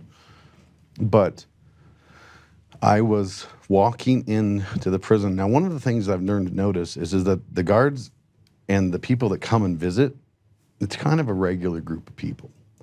So I know, but probably I've been there enough now where I know, call it 70% of the people visiting by first name basis, because they're always there. So you kind of just learn who's coming to see their daughter or their wife, and you kind of know who they are. And the guards also know who comes. So, like, if you've never been there before, they know exactly who you are. And they're like, nope, you need to do this, and you need to take that off, and you need to do this. And they start ordering you around because they know you don't know what you're doing. I was coming in from my car, and one of the employees there, I'm not going to say what they were, but one of the employees came up to me. And he says, are you here to see Miss Peters? And I said, well, yes, sir, I am. Or yes, ma'am. And they proceeded to tell me, you need to tell Mr. Trump to get her out. She does not belong in here. Please tell Mr. Trump to get her out. She does not belong in here, with tears in his eyes. So there's good ones there. So we've got to be careful not to burn the whole place to the ground, because there are some people in there that have good, amazing hearts. And there are some people in there that really, really do care for Tina. There's been numerous times where I'm on the phone with her, and there's people in the background. When we made that song for Tina, I played it to her, and I must have put it on speakerphone, and there was people dancing around her singing "Free Tina, Free Tina." So she does have some allies in there, but then there's also people that really do not like her. But there is some good ones, is the point I'm getting at, Joe.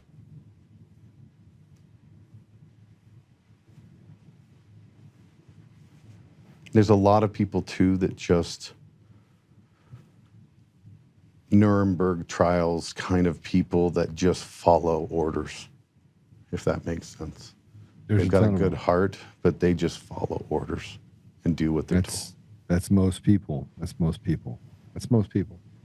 Most people are held captive by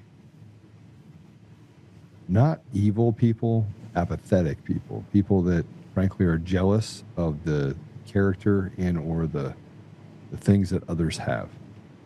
Yeah. So it makes people want what they have, and they're like, oh no, I'm going to take this. I'm going to be this person. I'm going to take my shot.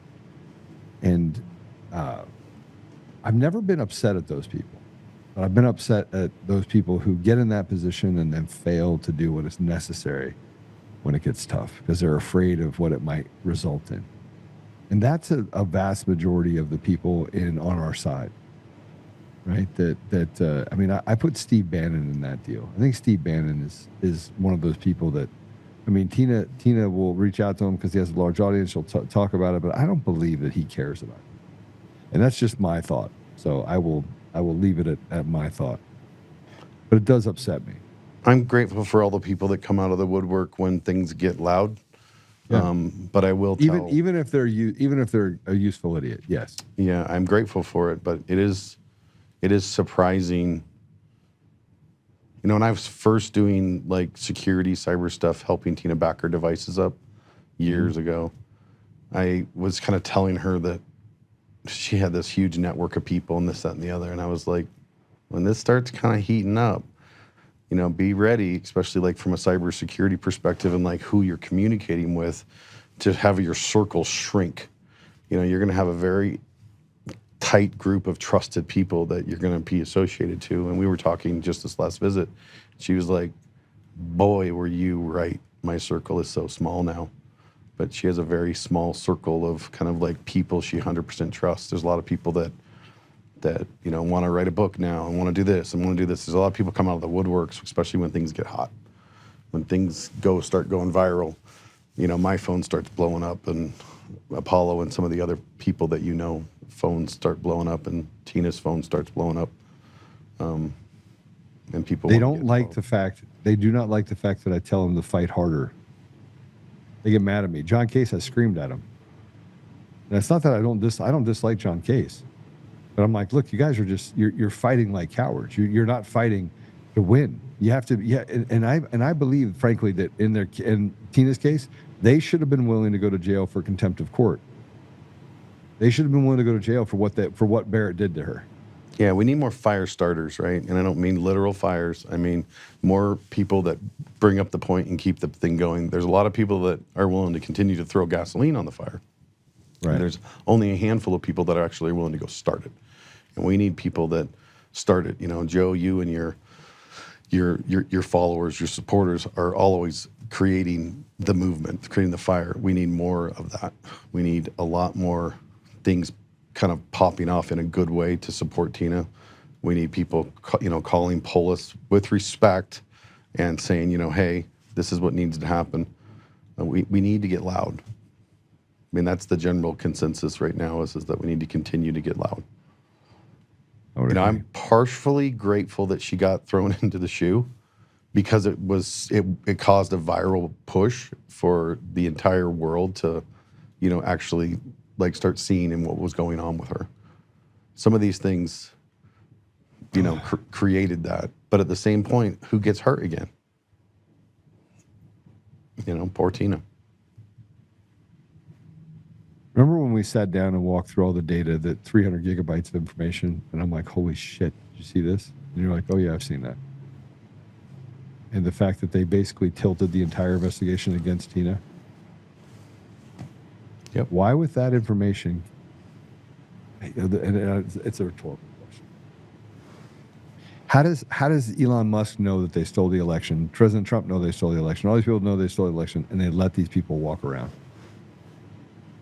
That's something I don't understand. I mean, I know he's got the direct messages. They weren't encrypted back then. They have Eric Coomer dead to rights. They have him dead to rights. And I don't care about Coomer per se as the person. I just know that there's so many other people that would fall if given all the different Oh, by the way, State Street or Staple Street Capitol. Mm-hmm. Yeah, they're dodging the subpoena for a deposition. In my case, they're dodging it right now. Hiding. Yeah, it's just at some point, brother, I'm going to tell you right now, there'll be people like me and others like me who just recognize that I'm a caged animal and you backed me into a corner. Right? But hey, at least we got the NBA players that are betting in illegal games. At least we got stupid. them.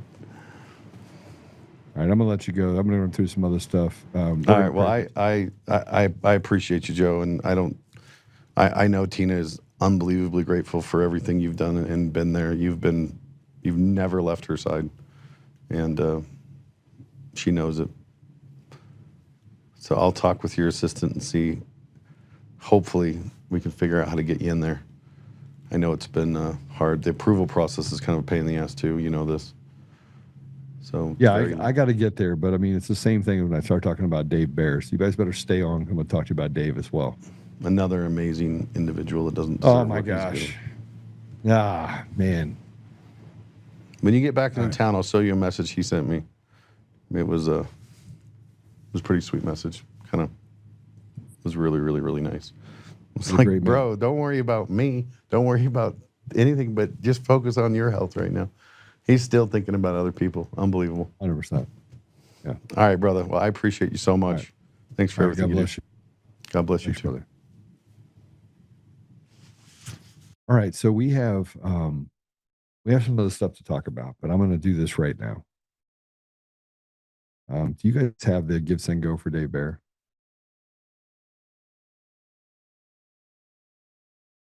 Great.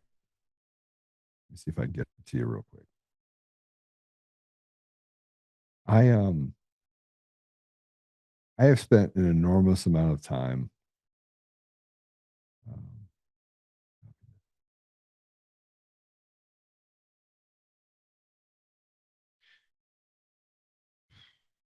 Dave Bear, Dr. Dave Bear.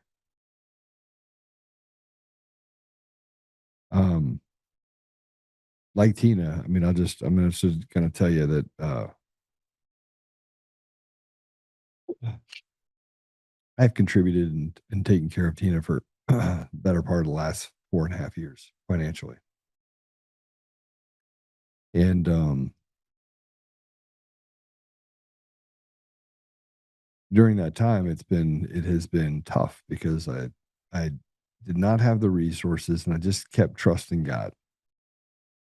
And then Mike came along and took millions of dollars from me, and I worked for him for free for 3 years. And my goal was simple. How do I serve the Lord? Now, I'm not perfect. I'm sometimes angry, sometimes passionate, 100% authentic. People trust me with a lot of information. I personally don't really find, I put it all together in my brain like a big old bolt.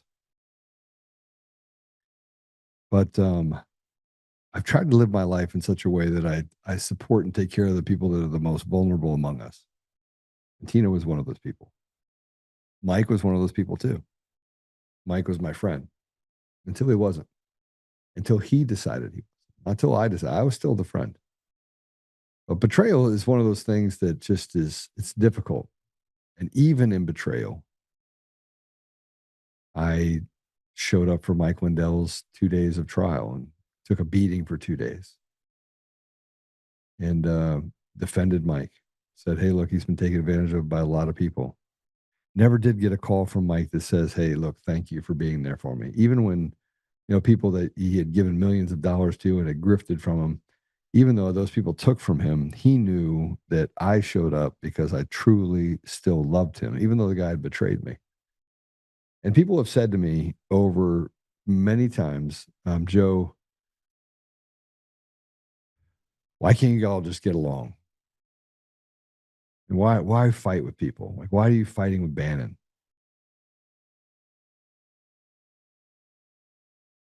I don't actually get pissed off at people and fight and say, hey, look, I got set up by Jenna Ellis and all these people for me.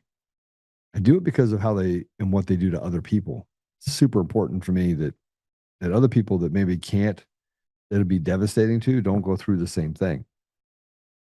And it makes me an easy target. And because I can figure things out really quickly, again, people don't like me. It's kind of like they get that place, they're like, how does Joe figure out all this stuff? And is he the same guy at home as he is here? The answer is yes. I met Dave Bear in 2020. It was 2 weeks after the election. I'm living in an RV in front of my home. And my house was under construction. I had a huge flood. It's a freak deal. Right before I got involved in everything to do with COVID, I was in the UK. I was in London, and we were getting ready to go watch a game, soccer match. And they had some huge weather issue, and the fastest time that they ever had coming across the Atlantic was this day. I think we got there in like 4.5 hours. It was crazy. And the weather was bad, so they kept canceling the games. So I found another game. We went there, and I came home. And I was preparing to sell my company and move on for another part of my life. I thought, it's time to be done.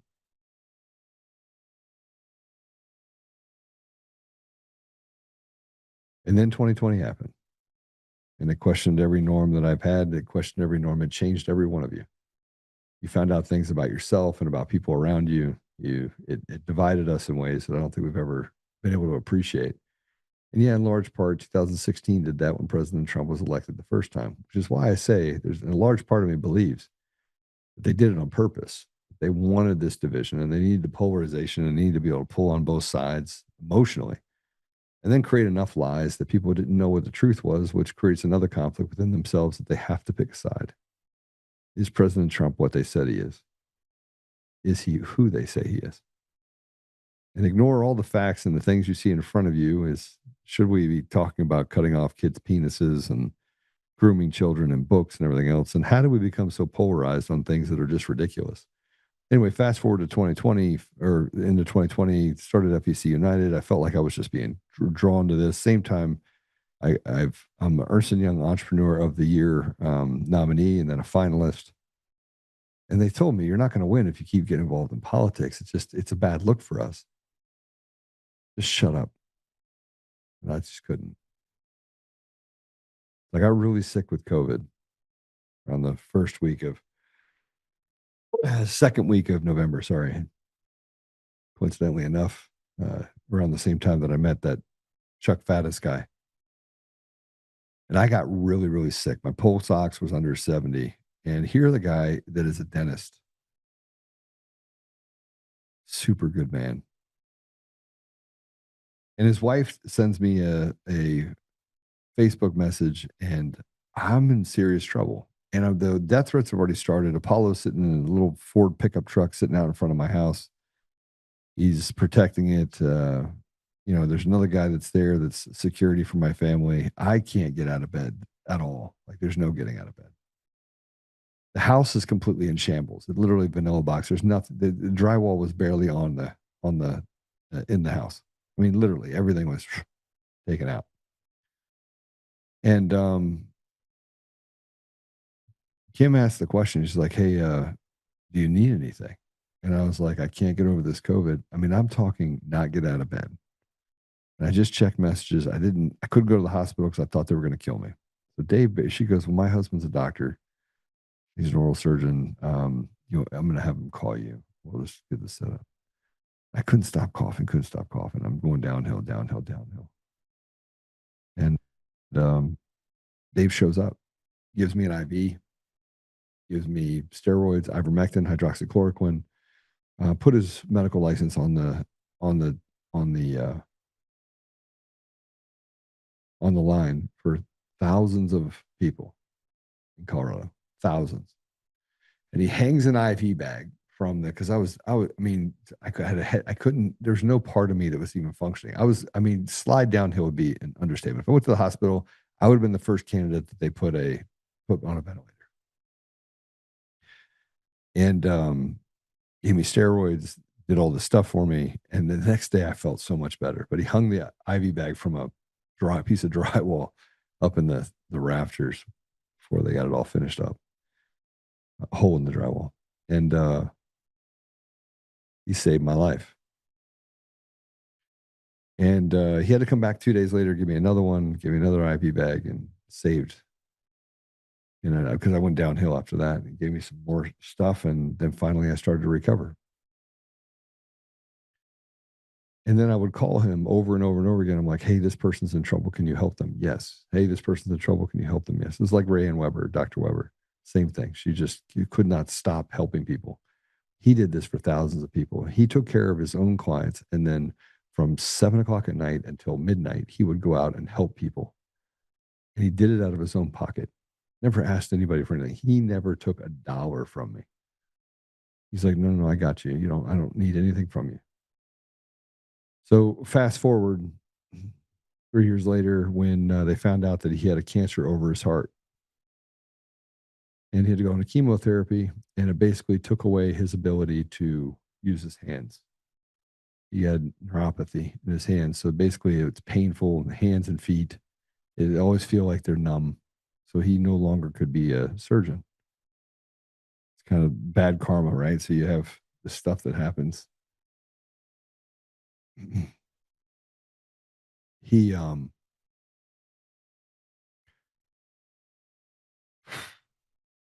called me. He's like, hey, I want to buy a company.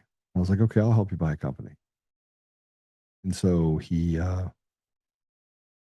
we walked through this whole thing, and I'm telling him about the process, and he sends a bunch of stuff to me. He's like, yeah, I guess I got to do something different because I can't be a doctor anymore.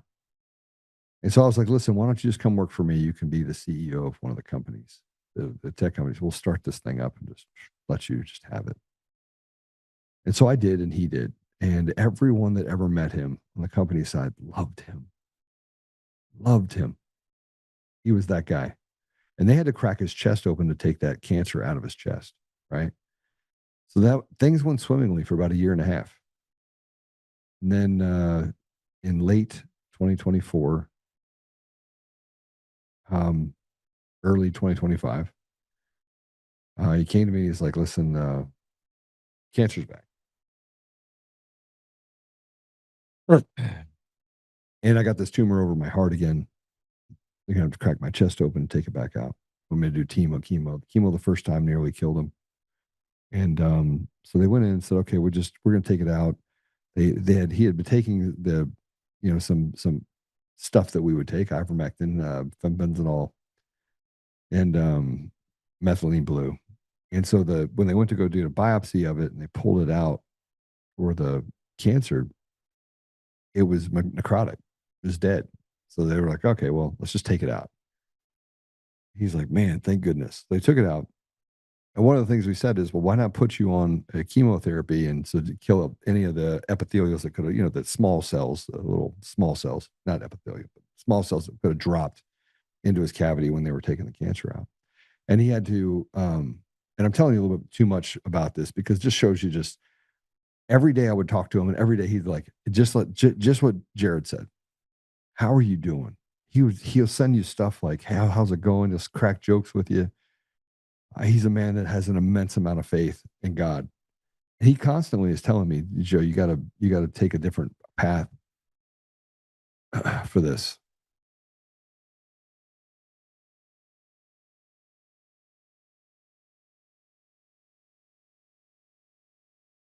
Okay, I got rid of it. Sorry, guys.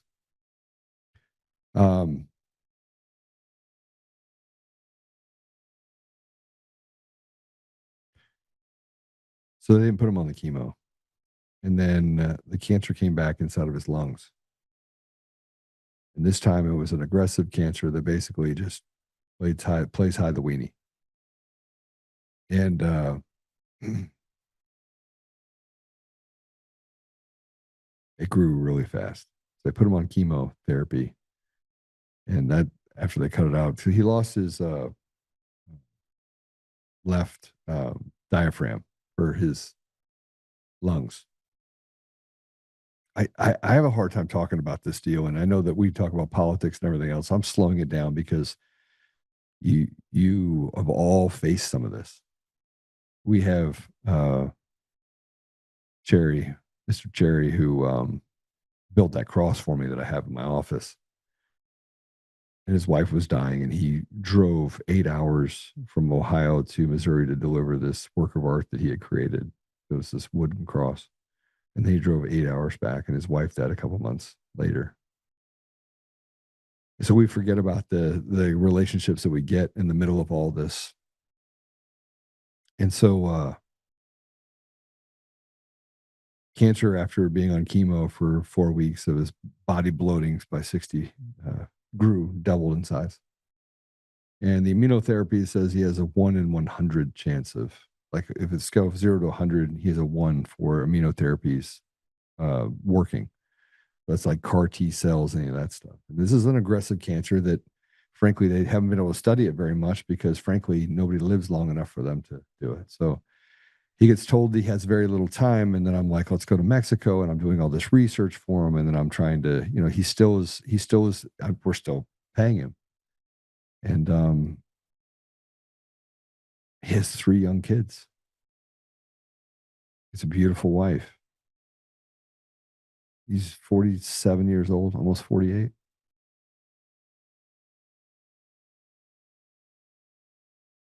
It just isn't supposed to happen this way. So I went to a friend of mine, and I was like, listen, we got to help Dave. And so my daughter's like, oh, let's put up a Give, Send, Go. And so we put up a Give, Send, Go, and then I didn't put it out because I was like, okay, that means I have to talk about this. I don't want to talk about this. And by the way, I stayed away from Dave for like 3 weeks. I texted him, but I wouldn't call him. And so I finally had to tell him that I don't want to talk to you, because same reason I don't want to talk to Tina, or not talk to her, but I don't want to see her, because I know what it does to me when I see someone else that's in that much pain.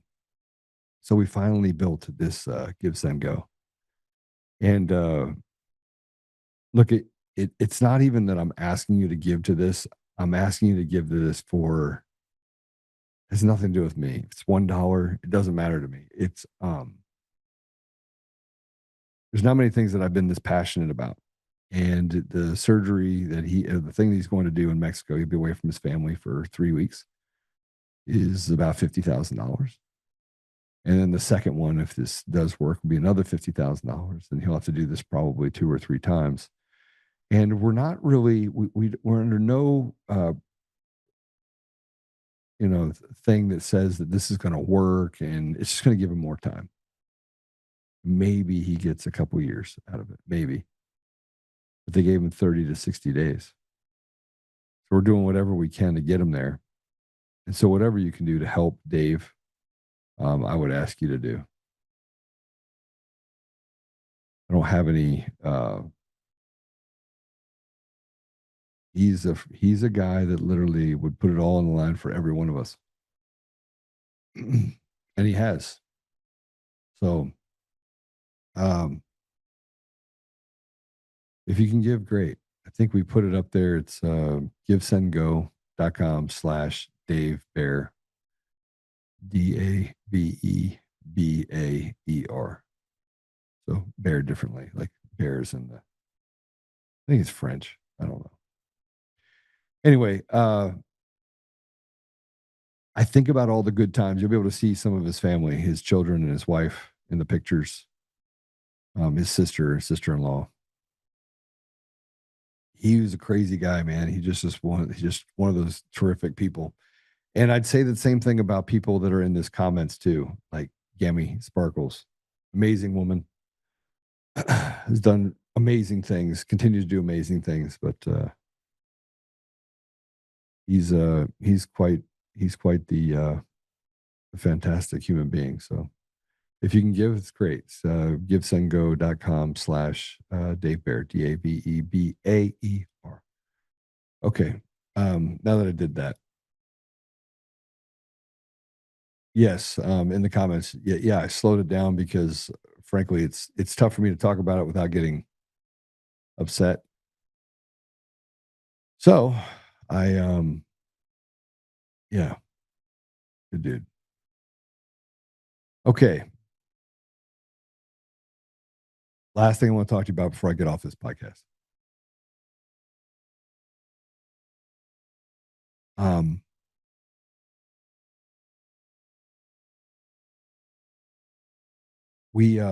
Do you guys have the stuff that I sent over for Emerald? I'm not going to do that today. I'm going to do it tomorrow. But here's what I do want to do. Whoops. Dearborn, Michigan mayor. Now, 55%. You saw Jake Lang went to Dearborn and stood up and said, with all due respect, get out. And, you know, that there's plenty of illegals, by the way, in Dearborn, Michigan that shouldn't be there. I don't see there's a high presence for ICE there, but I just want to put this out there. So the mayor, Abdullah Hamoud, announced the city is paying mothers for every baby they have. Let's go ahead and play it. If you had a baby as of November 1 or are currently pregnant, you are eligible for up to $4,500. I would just have 3 kids. Dearborn RX Kids is finally here. We worked for this program for over 2 years, and if you're pregnant now, had a baby after November 1st, you're eligible. Dearborn produces more babies per capita than any other city in Michigan, roughly 1,700 babies, which is why it's important that this program is live and well right here in the city of Dearborn.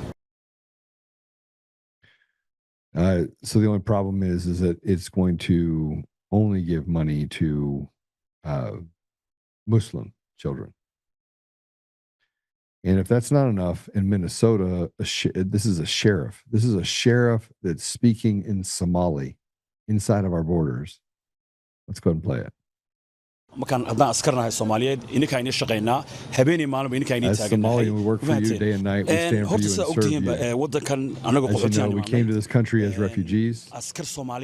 There were no Somalian police officers, so now we have been hired. It means we are working for our own people, Somalians. We understand the culture, we understand the language, we understand the way of life.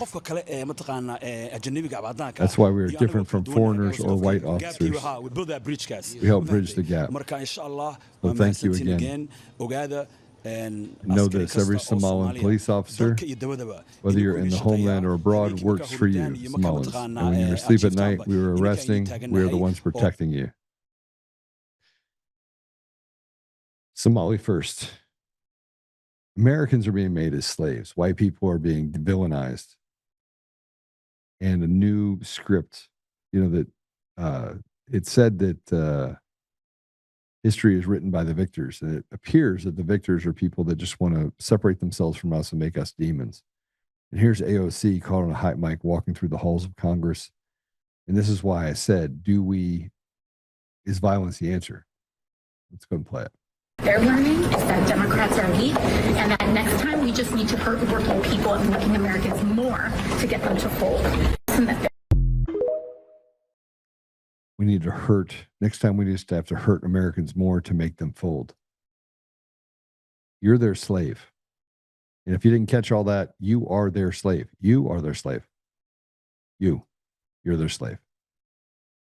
So congratulations, slave. And here's something happening in California. I actually think that Home Depot should just kick them out. Tell them to get out of they have an ability to do this. Here's liberals in California are lining up at Home Depot to buy a single 17-cent scraper, return it, then repeat the process in an effort to slow sales and protest the store's cooperation with ICE operations. Play it.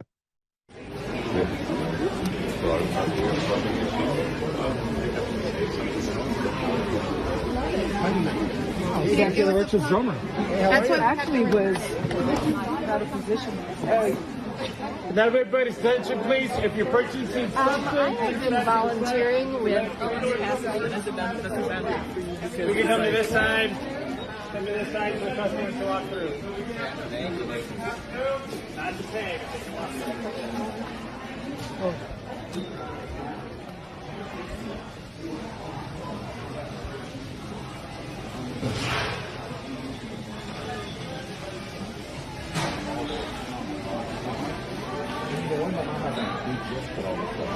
But they still have like a good amount of weight.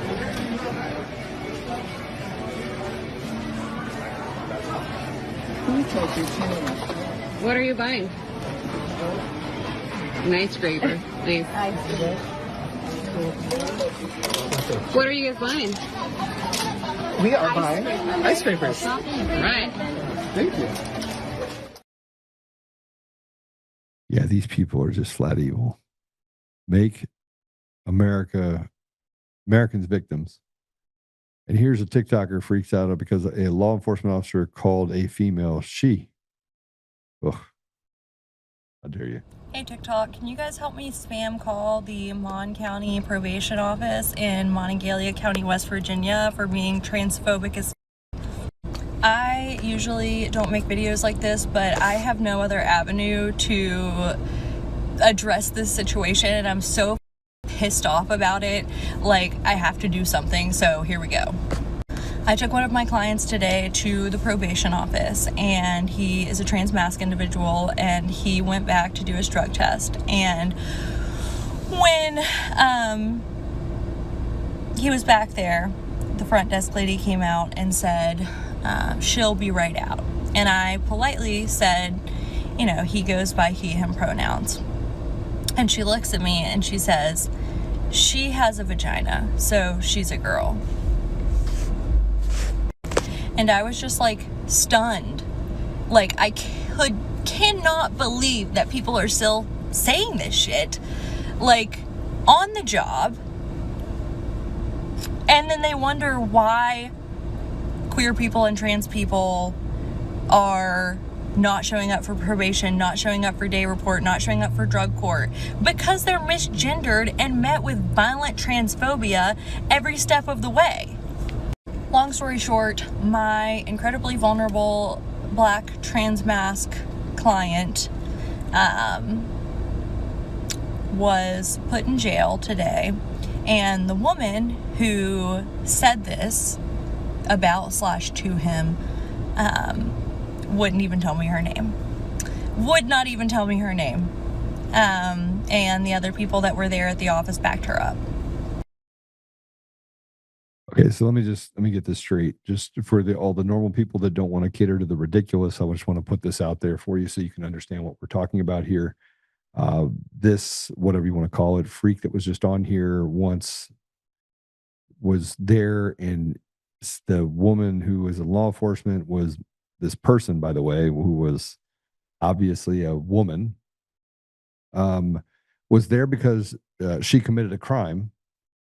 So she committed a crime and she went in to go get her probation and basically her drug test, failed the drug test, was put back in jail. And now this person wants you to call up and get pissed off at this woman for doing her job, for calling a woman. But this person says that it's violent. It's violence to call them what they are. And that if you're not committing violence, you have to tell them that you have to affirm to them that they are a man, even though they don't have a penis and they're have the wrong chromosomes. I just want you to understand just how confused I am right now that we're even having this conversation, and how that is even something that we have to debate, because that's ridiculous. That's the same concept as having men and women sports. It's the same concept of, I don't even know what to say. Like, I have no idea what to say because it literally is absurd. But she's right. She's right. I can't believe this is still happening in this time, in this day and age, when we have all of this science that can really just tell you very clearly that you're deranged and that you have mental illness. And it's not violent to tell you that you're a woman if you're a woman. If you have a vagina, you're a woman. I'm sorry, that's the way it is. And if you have a vagina and you have a penis, then you're special, I guess. I don't know. Never seen one of those yet. So there are exceptions to the rule, but that's not what this person is, right? And if you cut off your penis, you're not a woman. You're a eunuch. There's a name for it. Okay. I don't have anything more to tell you other than the fact that it's time to get Tina Peters out of jail. And frankly, I actually think that these people think that we're weak. They think you're weak. And every time I see a video of some radical just getting in somebody's face and saying there's nothing you can do about it, and they start screaming, or taking that bullhorn and putting it in somebody's ear, I think to myself, I'm going to take that bullhorn and I'm going to make them eat it. I want to make them eat it. And you talk about Daniel Penny in New York, who stood up and choked that guy out on the train because he was trying to be violent towards others. that was a chilling effect that has allowed for that radical person to stab that young lady to death from Ukraine. It was a calling card that allowed the 49 times, I think it was 49 times he was arrested, to light her on fire and say, you know, yeah, burn, bitch. That's what he said. And that should be acceptable. And somewhere along the line, these judges shouldn't be held accountable, or the ones that let Comey and Letitia James out and said, okay, we're going to throw out this case because it was an illegitimate appointment. We're in a really bad time. And frankly, men, I'm going to talk to you right now really quickly. If you want there to be another world, like another world outside of where we're at right now, you better stand up and you better find your fraternity. And if you don't have one, you should make one. And when the police come and say, I'm going to arrest Johnny, and Johnny picks up the phone and calls 40 of you should show up and say, yeah, you're not taking Johnny. And when they show up with 40 people, then you show up with 200 people. The American people have been held hostage by really bad people. And both sides of the aisle are in on it. They think you're stupid. They say, oh, we're here to serve the American people. No, they're here to steal from the American people. And you are their slaves. So we got to do something about it. And frankly, I think violence is probably the only solution at this point, because right now they lie with such authority and ignore the stuff of stealing elections. And we already have enough information. There should already be military tribunals. There already should be Tina Peters should be out of prison right now. She should not have to serve another day there. And you know what it's going to take? I think it's going to take somebody doing something very drastic, a group of people doing something drastic to let them know that they don't have any peace. So maybe we do that. Maybe we have 50,000 people that show up to Tina Peters' benefit, that stand out and shake the walls around Polis and this corrupt piece of trash, Phil Weiser. Maybe that's the answer. So I don't know, but let's pray itself out. Let me look at some of the comments real quick. I have zero time for this nonsense. Me too. She or man is it? Susan K. Spencer. I don't have any idea what she is. He is. Whatever. I misgendered her. Oh, Susan Rice, good to see you. She looks like a libtard. She is. Yeah.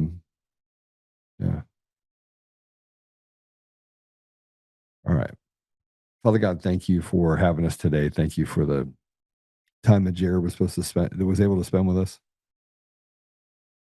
Thank you, Father, for the blessings that you put in our lives. And we're about to head into Thanksgiving. I just keep thinking about Dave. I keep thinking about Tina. I keep thinking about all the people that are suffering and sacrificing right now. Father, I just ask you to give us the strength to stand up. And frankly, to find pastors that are willing to speak about truth and to stand up and do what is necessary in order to protect our future generations. This idea that we can hide and cower and use excuses to do those things while we watch our children and people in our community become victims of a system that is designed to punish and to do evil. I feel like we're there, Father. I feel like we're at a place right now where it's time to just rip the Band-Aid off and to be your servants, do the things that are necessary in order to hold these evil people accountable. And I don't even know if that's the answer, but I lay it before you. And I get tired of seeing all these really bad, evil people. And I know you called Charlie home, Father, but man, it feels just awful. There was no consequences and no accountability. And I'm not asking for vengeance, because that certainly is yours. But I look at it differently and say, how is it that we let this stand? We let these people still have a seat at the table. They can speak about the ridiculous and push these ridiculous, just moronic things onto our society as if it's normal, as if it's real, when we know it's not. Father, help us to be patient with each other and to set aside petty differences while recognizing that we have a battle to be won. And help us that we may stand up with absolute conviction against those people that would do harm to our brothers and sisters in our community, our country, and our world. I'll ask you to please bless Dave as he goes down to Mexico, and bless President Trump, Father, that he may get to a place where he can stand tall and do the right thing, rip the Band-Aid off, and help us get to a place where we can heal as a nation and as a world by eliminating or pushing out all of these evildoers that have literally captured our society. I ask these things, Father, in Jesus' name. Amen. All right, I'll see you guys later. I got the hat at the Trump Hotel. I don't know, like a year ago or so. I got a bunch of them. We should rip Tina out of prison. Yes, we should. I agree with that. All right. God bless you all. We'll see you guys soon. Have a great day, and I'll see you tomorrow.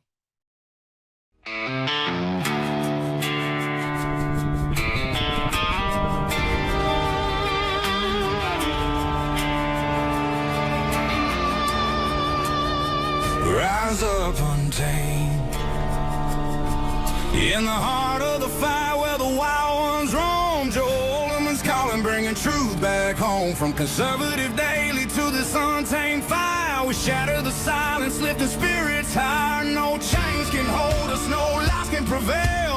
Authentic and fearless on this rugged trail. Patriots gather under stars and stripes. Untamed nation, igniting the night. Untamed nation, let the truth roll out in this land of the free. Standing proud from sea to shining sea, we won't back down. Catch the fire, wear the crown. Untamed nation, it's our battle song, motivating hearts where the brave belong. Yeah, untamed and wild, forever strong. Play it again all night long.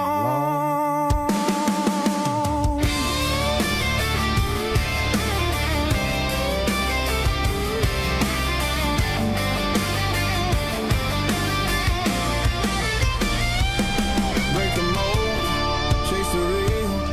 No more games, time to heal.